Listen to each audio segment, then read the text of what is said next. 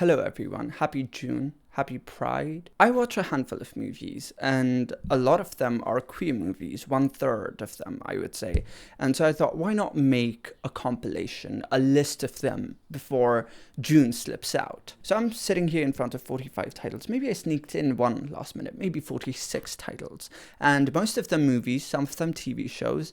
I enjoyed them thoroughly, some not as much, but I still thought others might enjoy because, it's a matter of taste. So the way I'm going to talk about these movies is I'm going to start with the more popular ones, and then I'm going to make my way through the ones that are not quite as popular or, in my opinion, are underrated. Starting off strong with The Handmaiden, I know the IMDb community is really big on it. It's on their top 250 movies of all time, which is good. I think it definitely deserves it. It's set in Japan. It serves traditional Japanese looks throughout the movie. I love. I won't be giving spoilers for any of these movies, but if I could say anything about Handmaiden, it would be that it uses the same plot device as Knives Out. They entirely switch genres halfway through the movie, and that's brilliant. I watched it in the same week as Knives Out, and I thoroughly loved it. This is not just one of the best queer movies of all time. I'd say this is one of the best movies of all time. Definitely would be on my 250. It has a great power dynamic in it, and talking about power dynamics, The Favorite. If you know me, you know this is one of my favorite movies of the last decade. Olivia Colman, Rachel Weisz, Emma Stone, Nicholas Hoult, and Olivia Colman is not just one of the best actresses of her time, but she's a tonic. There is a compilation video of her accepting her awards. I watch it every few months. I love it. I love her. If you take a gun and shoot a bullet at Olivia Colman, I will miraculously appear between her and the bullet at any given point. I will gladly take a bullet for that woman. I love her. And she is so good in this movie. She has a very well-earned Oscar for it. Olivia Colman plays Queen Anne of Great Britain in, I want to say, 16th century. Don't quote me on that. It could be 17th. And she is not in her best mental state, so she has a favor to do things for her. And she's played by Rachel Weisz. But everything turns around when Emma Stone's Abigail comes into the play, and now two of them are fighting to be her favorite. And it's such a good power dynamic. All the fisheye lenses, it's very dramatic while also having like this hint of dark comedy to it. And I have to say, Yorgos Lanthimos turned out to be one of the most exciting directors of the last decade. He had Killing of a Sacred Deer, The Lobster, The Favorite, and one of my favorite movie endings of the last decade. It's very thought-provoking. It really encapsulates the struggle between the three of them. Coming to something from 2022, Close. It was up for Best International Feature, but it was completely overshadowed by All Quiet on Western Front. It's a coming-of-age movie about these two kids who have a lot of affection for each other, and they don't mind demonstrating it physically, but they're heavily judged for it in school. Things roll out from there. And it can be argued that it's not a queer film, but it's a very good take on toxic masculinity, and demolishing toxic masculinity would definitely fall somewhere in the queer spectrum. I wish we dove more into the protagonist towards the end of the movie, but this was still one of my favorite movies of last year. Talking about one of the best movies of last year, Todd Field's Tar. Oh my god, what a ride. The movie falls heavy on Cate Blanchett's shoulders, and she is one of the best actresses of her time. Like, there's no debate. It follows the fall from grace of a EGOT-winning composer played by Cate Blanchett. It's a pretty long watch, but very worth it. What a performance, what a story. I don't think this is as much of a criticism on cancel culture. Like, it's just the consequences of your actions, right? I don't want to call it a cinematic masterpiece, but, it is. It is. Talking about Cate Blanchett playing queer characters, Carol, I'll never get tired of mentioning this movie. If you've watched it, you know how great it is. If you've not, go watch it. It's brilliant. It follows, I think, a woman in 19th century. I'm very bad with dates. I watched all of these movies a while ago, so, don't ask me specific plot details. And one of my favorite queer endings as well. So, one of my favorite sapphic movies, Rooney Mara's in it. So is Sarah Paulson. So, that's always a treat. So, the next title on this is not just one of the best queer animes of all time, but just one of the best animes, period, in my opinion. Banana Fish. 24 episodes, straight to the point, great character development. It follows this Japanese film student who comes to the US for a project, and he befriends a gang leader I want to say, and things happen between them. If I could trade souls to go watch this for the first time, I would. It's such a beautiful watch. So binge-worthy, you keep going back for the other episode. On the topic of being binge-worthy, I'm not okay with this. If you watch the show and you're like, oh my god, I love it, I want to watch another season of it, well, you can't because it's cancelled. It follows this girl. I think she's new in school. I think. You know, she comes to term with her superpowers. Love queer superheroes, though she's not like a superhero, but like, you know, she has powers. Everything Everywhere All at Once is not on the list, but I can't go by this video without mentioning that. If you've not watched it, it's a great watch. Drawing myself back to some Asian cinema. I love Asian cinema. In fact, my favorite Wong Kar-wai movie is Happy Together. It follows this gay couple who's stranded in Buenos Aires because I think they're broke. They're in a toxic relationship, so, you know, they get back, break up. Of course, the queer icon Leslie Chung is in it. Now, Benjamin is one of my favorite gay movies of all time. Like, Merlin fans would definitely enjoy this, considering the relationship between Merlin and King Arthur being very non-canonical. Oh my god, I always jump a little when I get to gush about this movie. Colin Morgan plays this gay filmmaker. His new film comes out and it's just about that. And the humor is so soft, very cheeky. If I could correlate the humor of this movie to any other show, it would be Fleabag. Like, it's like an introverted version of Fleabag. I quote this movie so much, people don't get it. Benjamin meets Noah and he's French and he's like, oh, you're French, I love Les Mis. And you're French too? That's exciting, isn't it? Yeah, I suppose so. I'm a big fan of Les Mis. Oh. No one else finds it funny. I find it hilarious, whatever. Another very underrated movie that I've been meaning to watch for so long, but I very recently watched it. It turns out it's really good. Song Lang. It follows a debt collector and he goes to collect debt from this, there's a word for it, I forgot, but a specific kind of musical. There he meets the musical male lead and, you know, things happen between them.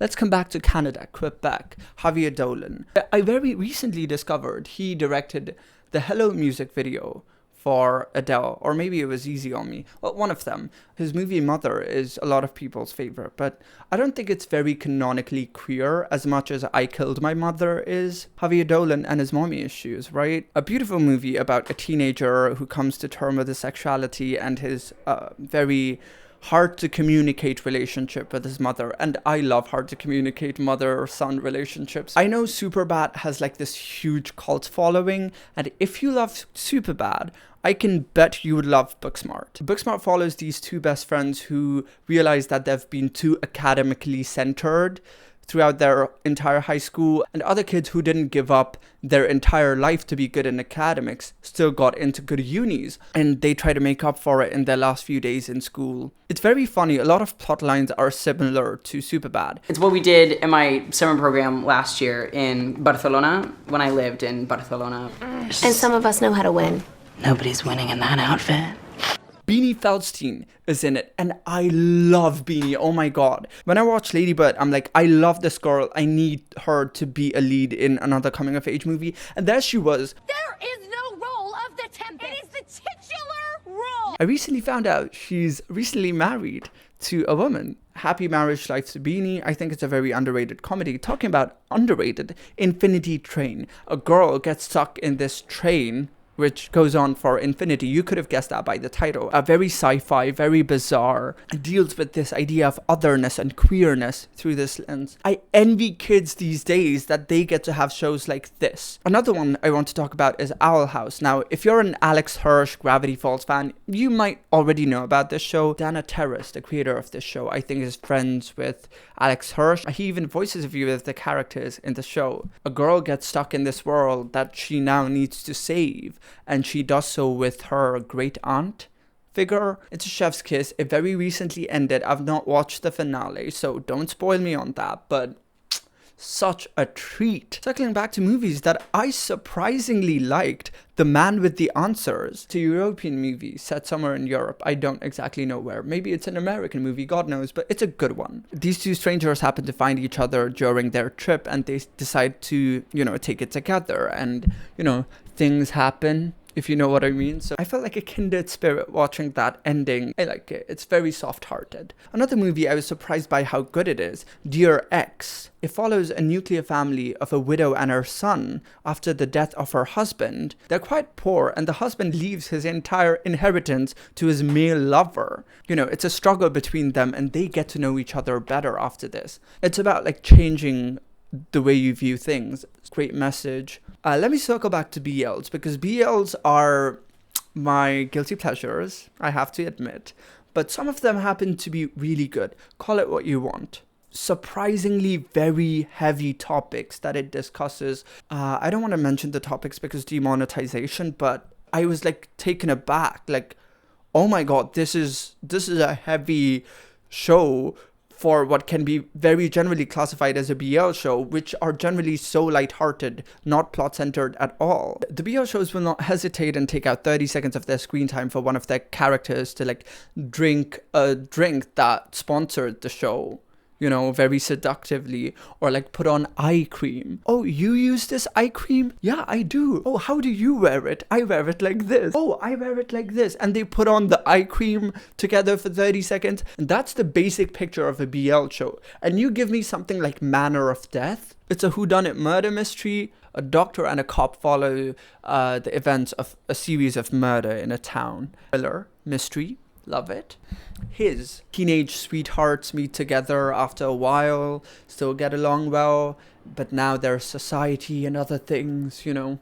It's one of the better ones when it comes to this plot line. Night Flight is another one of these movies. Two good friends, one of them goes to new school, becomes a little bad boy, but, you know, they're still friends, so they still try to get along with each other. Basic gay stuff, but it's a good one. Okay, Kiss of a Rabbit God. This is neither a movie nor a TV show. It's a short film. It's based on the Chinese mythology of the rabbit god. I don't exactly remember where I watched it, but I watched it a long time ago, I think, when it came out. About a year ago, there was like an art exhibition going in Kathmandu in like 4 different places. It was called Trinale, and one of those places was like entirely queer. One of the projects in that event was just this short film being screened, you know, on rotation. And I sat down to watch that movie. Early on, I realized I'd already watched that movie. So I was like, how funny would it be for a homophobic person to come to a queer event, and as soon as the lead protagonists kiss, you just like get up and leave. And as soon as they kissed, I like got up and left. I didn't say anything. I thought it was pretty funny, and turns out it was funny because I think 2 people giggled. Stepping back into anime territory, Given. This one is more musical centered. It's a band, maybe not a boy band, but it's a band filled with boys, and things happen between them. They have repressed trauma. One of them teaches the other the guitar. You know, it is all of that. Of an Age. It's an Australian movie. A guy and his best friend's brother, you know, sort of have this connection in his car, and, you know, things just evolve. A very mature take on queer growing up, coming of age. Wild It follows a pair of brothers who escape their abusive father to find their mother. On the way there, they meet this indigenous man. They form a trio, not a throuple, but a trio. Sequin in a Blue Room, such a good take on modern hookup culture and its false promises. If you've been on hookup apps, it really takes you back. Things that are problematic. Talking about problematic, The Poet and the Boy. I did not expect to enjoy this movie as much as I did. There's this poet who's a teacher at the school who's like completely underpaid, and then he falls in love with this teenager. They start becoming friends. Mind you, the poet is married and everything, and he's a teenager. I did not expect this movie to go in the direction that it did. I really, really liked it. I don't know what else to say. This was like a very surprising good watch. Something that's very lighthearted is Big Boys. Any Derry Girls fan would love it because Dan Lewin is in this, who plays a closeted teen. And the running joke throughout Derry Girls is that Dan's character, what's his name? James, is gay. And so he's actually gay in this, and he has a roommate. The other roommate, I forgot his name, has his own sets of issues. He has his own storyline. Jack has his own storyline. It's set in the UK, if it helps you make sense of it. And it's a very short binge as well. When we're talking about queer filmmakers, especially gay filmmakers, Greg Araki is not one of my favorites. His movies are a guilty pleasure to me. All of his protagonists are like misfits, you know, the government is against us, you don't get me. I've watched almost all of his movies. They're not my favorite, but I really love watching them. But Mysterious Skin is a great one. Very traumatic. Never going in for a second watch, but a great first watch. I know the Letterboxd community is huge with this movie, so, you know, give it a try. Another movie that I don't see a lot of people talking about, Beanpole. It's set in Russia. It's very depressing, and that's exactly the image that I get when we're talking Russia, especially post-war Soviet Russia. It follows this pair of two women, best friends. I think one of them is a nurse. She has a son as well. And I watched it a while ago. I don't remember everything about it, but I remember being very satisfied with it for some reason. So, you know, I'm putting this on it. Sublet is another one of these movies. Chemistry is very raw, set in Tel Aviv. A New York writer comes to live in this sublet of this young adult. Their relationship organically builds. The chemistry feels very natural. Oh my God, I love this movie. Savage/Wild. It's a French movie. It's about people who've fallen into like prostitution and what takes for them to actually get out of it and what liberation means to certain people. It tallies with a lot of like philosophical questions even, I would say. I specifically remember watching the edit of Kill Your Darlings to Perfect Places by Lorde, and it altered my life. Top 2 life-altering song edits of all time. The other one in top 2 is Hard Feelings edited to End of the Fucking World. Kill Your Darlings follows Allen Ginsberg and his ventures in Columbia University as he, you know, befriends other writers there. How he gets into drugs to write. I used to really like the grimy aesthetic. Pinterest girlies are huge on this. And then I quite recently found out that Ginsberg was a founder of NAMBLA, which, so never looking at Allen Ginsberg the same way ever. When it comes to lighthearted comedy TV shows with queer characters, Schitt's Creek is there. It's popular, but I don't think enough people talk about the other two. When I watched the first season, I was like, oh my God, this is hilarious. And I was scared they would cancel it. They didn't. It's still ongoing, so I've not really caught up after the first season. I am going to. It follows these 3 siblings, the youngest of which is faced with fame as a singer, and the other 2 deal with the fame of their youngest brother. I think that's a really good premise for a show. Another one of dark academia aesthetic movies like Kill Your Darlings is Maurice. I see people throwing themselves at Hugh Grant, and I'm like, what's the big deal? He's like some old white guy. And I watched this movie. I get the hype.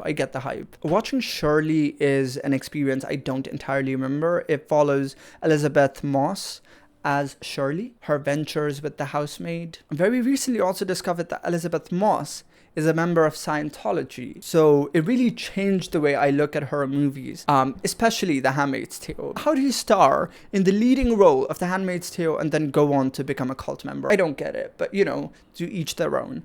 In the league of lighthearted comedy, we have Please Like Me, Josh Thomas, Australian comedian. It's his passion project, I would say, about him discovering his sexuality and how that turned his life around. Another BL show that I was like kind of really impressed by was Not Me. It's also a whodunit, and I love whodunit. It's this pair of twins. One of them is this really smart person who's studying abroad. The other is a gang member. The gang member gets backstabbed by one of his friends. The other twin comes back and replaces his twin's identity as a gang member to find out the mole that backstabbed his twin. It's like a soap opera, but you know, it's fun. I was going to recommend Firebird, but it's like a very typical gay movie, so instead I'm going to recommend Blue Jean. I watched it 2 days ago. I mentioned it in my Ariana DeBose Oscar video. It follows a closeted high school PE teacher who's like feared to be outed. It's a heartwarming movie about how the teacher comes around to accept herself and how she views queerness. Another very interesting watch to me is Shiva Baby. There's a short and there's a full length. I fucking love Rachel Sennett. 5'2". Tits, big. Rachel Sennett, 5'2", New York. Tits, big, enormous, juicy. Pussy, wet, tight. Virgo. She's so funny. She's so charming in this. It follows a Jewish girl at her funeral service, and then she meets her sugar daddy there. So she's the sugar baby at a Shiva. So she's a Shiva baby. I love to play with words in the title. It's a good title. In From the Side, another gay movie that I thought was enjoyable. Saw how I came in from the sides, as I said, in from the sides. Yeah, I'm a really funny person, you know. A lot of movies center themselves around like right person, wrong time. This is another take on that. What are other movies that have similar take on that? You know, La La Land.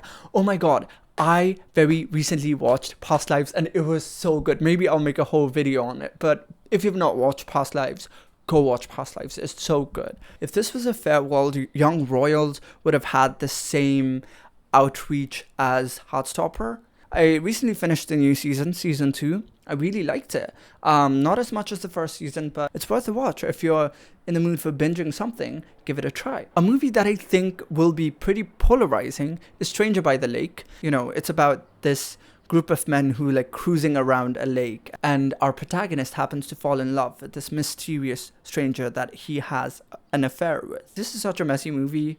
I can see if people hate it, but I, for some reason, enjoyed it. I mentioned Carol before. If you liked Carol, and if you liked Portrait of a Lady on Fire, then you might like Ammonite. It's not as good, but it is Saoirse Ronan and Kate Winslet in a sapphic relationship.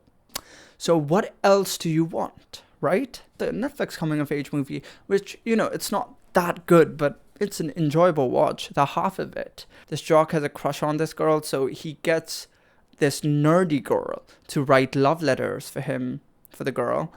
In turn, the nerdy girl falls in love with this girl, you know, and it's just about the friendship that builds between the jock and the nerd. And I know people don't love this movie, but it's such a sweet, heartwarming movie. I really like it.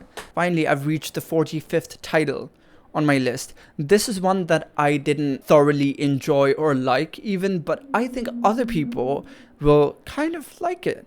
Grand Army. I think it was cancelled. It discusses pretty heavy issues.